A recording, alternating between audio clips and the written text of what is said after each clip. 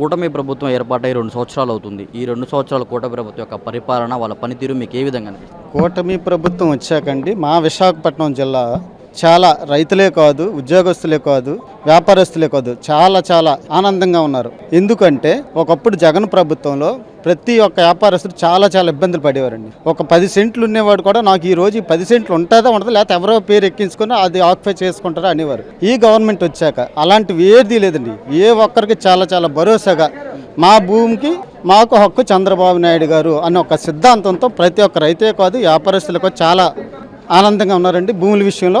కాకపోతే భూముల విషయంకి వచ్చేసరికండి కొన్ని గత ప్రభుత్వం చేసిన తప్పుల వల్ల రైతులు కొంత ఇబ్బంది పడుతున్నారండి. ఎందుకంటే కొన్ని 22A పెట్టారు, కొన్ని మానసాసన పని, అలాంటివన్నీ బాబు గారు కొద్దిగా చేస్తే మాత్రం ఈ విషయంలో కూటమి ప్రభుత్వంకి అన్ని విధాలుగా ప్రజలు హర్షధ్వానాలు ఉన్నాయండి. మీరు కూటమి ప్రభుత్వం వల్ల ఇటు వ్యాపారస్తులు కానీ, ఉద్యోగస్తులు కానీ, రైతులు కానీ ఆనందంగా ఉన్నారంటారు. కానీ జగన్మోహన్ రెడ్డి గారు మాట్లాడుతూ ఈ 2 సంవత్సరాల్లో రైతులకి ఎటువంటి గిట్టుబాటు ధర లేక రైతులు అల్లాడిపోతున్నారు. ఇటు వ్యాపారస్తులు కానీ, ఉద్యోగస్తులు కానీ ఉద్యోగాలు కూడా ఎక్కడా లేవు, నిరుద్యోగ వృత్తి అన్నారు.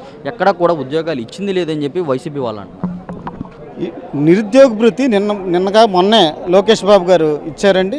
ఏ విధంగా చూసుకున్నా ఒకప్పుడు జగన్మోహన్ ప్రభుత్వం కన్నా కూటమి ప్రభుత్వం వచ్చాకండి చాలా ఆనందంగా ఉన్నది.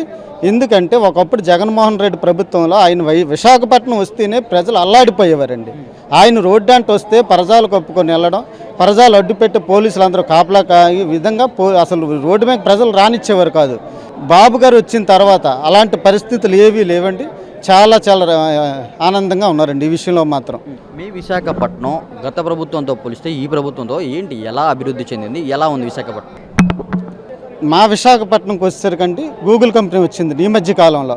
ఆ గూగుల్ కంపెనీ వచ్చాక మా ఆనందపురంలో వచ్చిందండి. ఆనందపురంలో వచ్చిందండి. ఆనందపురంలో చాలా మంది భూముల రేట్లు పెరగడం కానీ బాగా ఇబ్బంది లేకుండా ప్రజలు ఉన్నారండి.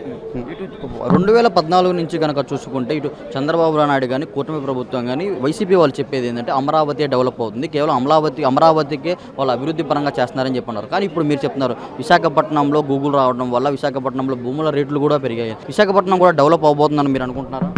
చాలా అండి. అమరావతి కంటే విశాఖపట్నం ఎప్పుడో డెవలప్ అయిందండి. ఈ విషయంలో మాత్రం ఇప్పుడే డెవలప్ అయిపోయింది. ఇప్పుడు గూగుల్ కంపెనీ ఇవాళ రావచ్చు. గూగుల్ కంపెనీ వచ్చిన తర్వాత భూముల రేట్లు చాలా ఓ రేంజ్కి వెళ్ళిపోయండి. విశాఖపట్నం జిల్లా వరకు వచ్చేసరికి ఆ పక్కనే భోగాపురం ఎయిర్పోర్ట్ అండి.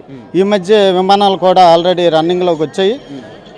చాలా భూముల రేట్లు మాత్రం ఆకాశాన్ని ఉంటున్నాయండి ప్రస్తుతం కూటమి ప్రభుత్వం వచ్చాక.